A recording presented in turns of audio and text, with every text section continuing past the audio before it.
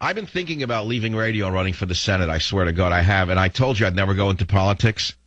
But something's going on in the world right now, and I'm very worried about the shape of our country. I believe it's been hijacked by a gang of radical leftists. We know they're internationalists.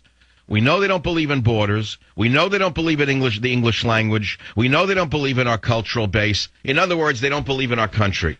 I do. And I'm telling you, my campaign would be office, and I'd run against Barbara Boxer, let's say. Now, she would have $100 million in one day from the Democrat Party to make sure that she could continue doing the damage to the country that she's famous for. They would also dredge up all of the out-of-context speeches that Media Matters has used to have me banned in Britain. But frankly, none of that would bother me because I would stick to my number one idea, which is borders, language, and culture. I mean, I could balance the budget of the state of California in about 6 months.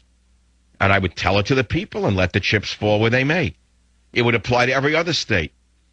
Put a highway patrolman in every emergency room, in every hospital in the state.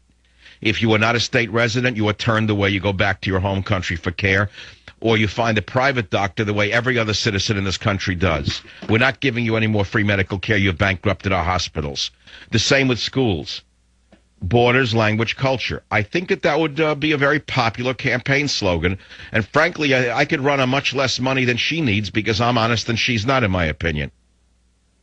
But here's the problem. Let's say in the wildest chance I become a U.S. Senator. Let's say in the wildest off chance I win. Now, remember, you say if Al Franken could win, you could win. The difference is Al Franken had the entire Democratic machine behind him, whereas I would have the Republican Party against me. The second difference is that Rahm Emanuel gerrymandered the voter registrations, in my opinion. Rahm Emanuel used the dirty tricks of Chicago to take away the Republican senator's seat and give it to this schmuck, Al Franken. But the fact of the matter is there's never been more dissatisfaction in my lifetime with politicians than there is today. And independents are growing in great numbers. And I, as a real independent, probably could win as a U.S. Senator. So let's say I win.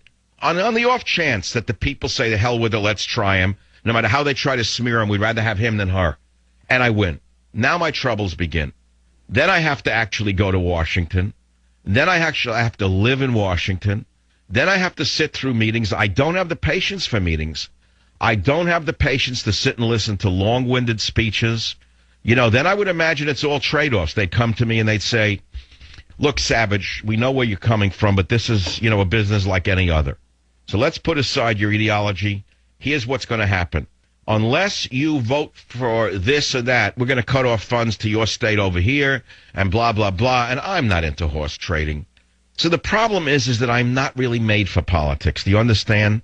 It's for some other kind of people. Not all of them are evil. Maybe we're going to get a new crop of honest people. I hope that McCain is thrown out and Hayworth wins. I really do. That would be a real message to the fake Republican Party. But, I've run through the fantasy because something's got to give in this country or we're finished. We're really finished.